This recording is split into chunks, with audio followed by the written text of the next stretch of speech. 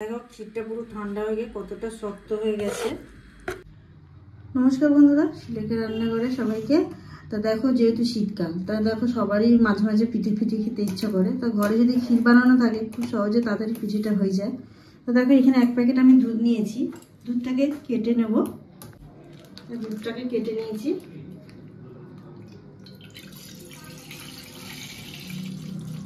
গ্যাসটা জেলে দিয়েছি, দুধটাকে বসিয়ে দিলাম। দুধটাকে দেখো প্রথম জাল দেবো, আর 1 প্যাকেট দুধ দিয়ে সুন্দর একটা ক্ষীর বানিয়ে দেখাবো।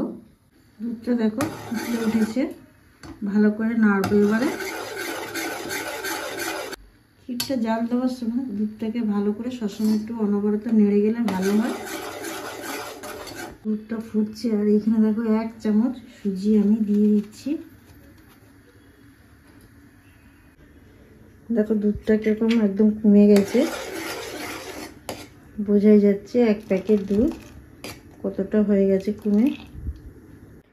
দেখো এখানে আমি খোয়া ক্ষীর 200 গ্রাম কিনে নিয়েছিলাম মিষ্টি দোকান দিয়ে। তো ওটাকে ভালো করে আমি গ্রেট করে নিচ্ছি। দেখো এটা দিয়ে দেখো কতগুলো ক্ষীরটা হয়েছে, ভালো করে গ্রেট করে নিয়েছি। ওই ক্ষীরটা দিয়ে দিলাম দোকানে কেনা। গ্যাসটাকে এই সময় সিমে রেখে দেখো ক্ষীরটা পুরো এবারে নাড়তে হবে ভালো করে। গ্যাসটাকে সিমে রেখেছি। আর এবার দেখো আমি এইখানে 1 কাপ গুড় দিয়ে দিচ্ছি। আপনারা চিনি দিয়েও করতে পারো, যেহেতু এর নতুন গুড় উঠেছে তার নতুন গুড় দিয়েই করছি। ক্ষীরটা দিয়ে গ্যাসটাকে সিমে রাখবে এই সময়।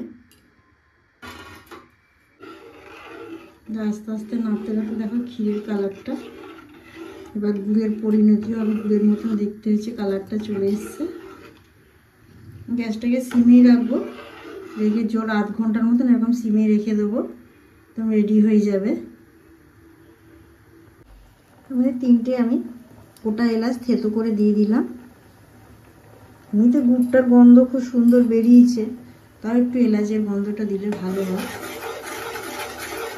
তো ধরনের ক্ষীরটা করবো না, নরম করবো। তাদেরকে এখানে আমি একটু গোবিন্দভোগ চালের গুঁড়ো এটা নিয়েছি। একটুখানি গোবিন্দভোগ চাল গুঁড়ো করে নিলাম, নিয়ে ওর উপরে ছড়িয়ে দিচ্ছি। এক্ষুনি দেখো জিনিসটা পুরো কত সুন্দর হবে। অল্প অল্প করে দিয়ে নাড়বো। প্রথমে একটু ছড়িয়ে দেবো। তো গ্যাসটাকে সিমে রেখে দিয়েছি, দেখো আবার ছড়িয়ে দিচ্ছি।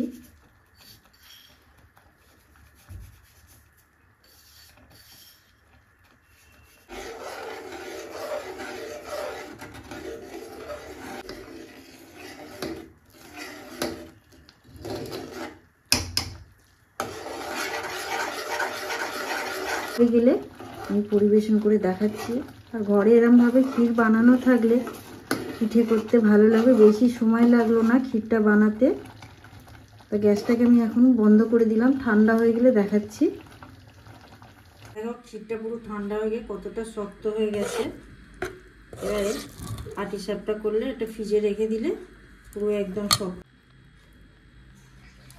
তো পুরো দেখো ক্ষীর বানানো রেডি হয়ে গেছে, আর খুব সহজে। তারপরে এটা বানানো থাকলে আপনাদের সাথে আমি শেয়ার করব পরে ভিডিওতে পাটিসাপটা। তো এইটা দেখো ক্ষীরটা বানিয়ে রাখলাম, যে কোনো পিঠে এটা তৈরি করা যাবে। আর দেখে যদি ভালো লাগে অবশ্যই চ্যানেলটাকে সাবস্ক্রাইব করবে, লাইক করবে, কমেন্ট করতে ভুলবেন না কিন্তু।